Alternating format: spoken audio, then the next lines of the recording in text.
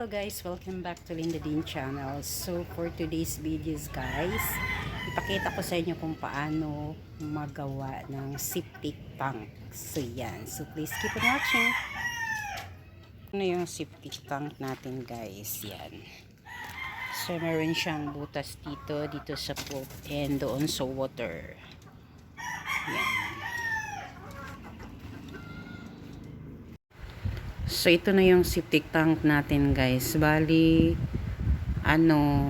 yung 1, 2, 3 parang 8 days yata. At 3 days siya nagdig and then yung nag-file ng hollow blocks and also mag-finish pa. Ay napatungan nagduha di ay. Ay, wa pa.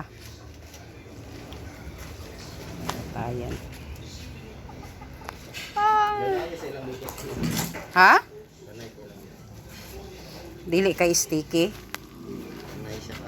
Sige lang, baboy noon eh. Para mo kuan gid no. Dublihan pa na.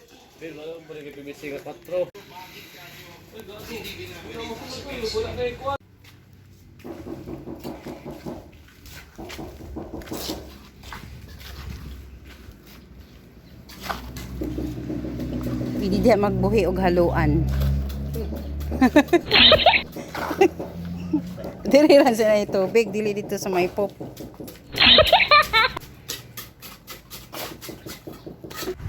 So yan siya guys, so grabe ang daming tubig kaya matagal siya natapos kasi lagi siyang umuulan. Yan, ang hirap pala magawa ng septic tank guys.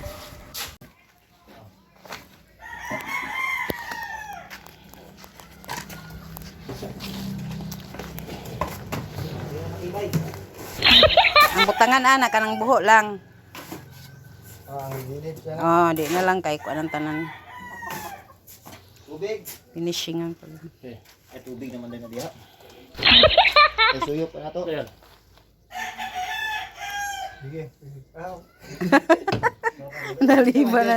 Naliba na sinusunod. Why? Ay.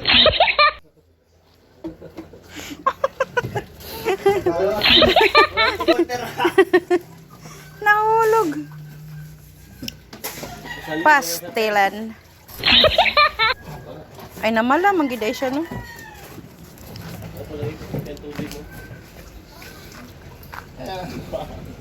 Kusog ko diri oh, kusog kay tubig diri oh. Ay gibutangan naman gid diri. Pastelan. Magasan ako. Ay, bali rin ko pre.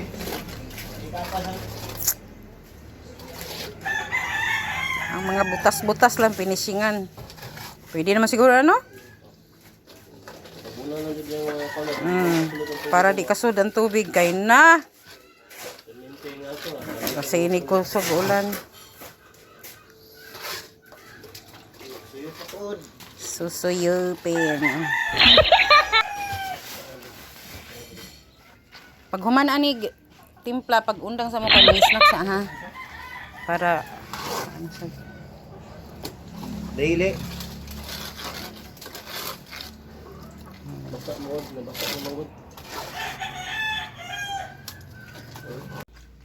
So na finishing na siya guys. Unti-unti na hanggang doon sa baba.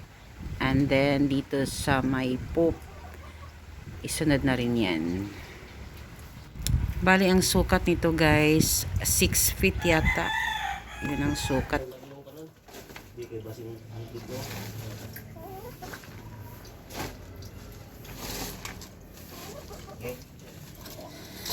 Wait!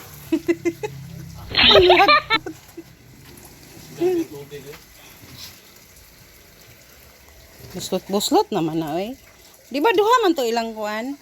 Parintahan. Anong taas, no? Buslot na. Okay, tarong nga yung ano. Wala, ang bangko dahil na tikas. Pero paspas siya mo agas. Because mura na siya kuan. Paspas kayo eh. Kaya kayo ugal rin. So nag-start na din ng finish dito sa may lalagyan ng cook, guys. Yan. Napakpan na. Ay, nagkakang. Daghan na dire.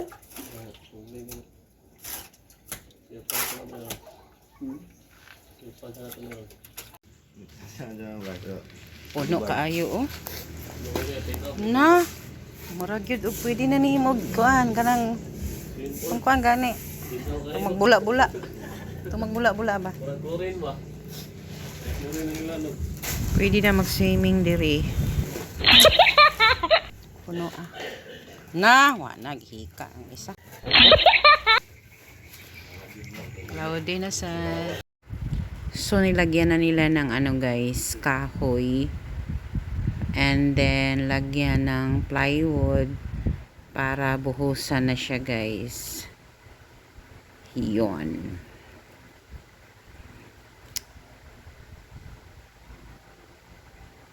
Medyo natagalan siya guys. I think 8 days yata siya natapos or mag-almost parang ganun. Yan. Uulan na naman. Uulan na naman. So yan na, nalagyan na siya. And then matagal-tagal din pala ito matapos talaga. Bali 3 lang yung trabahante ko dito.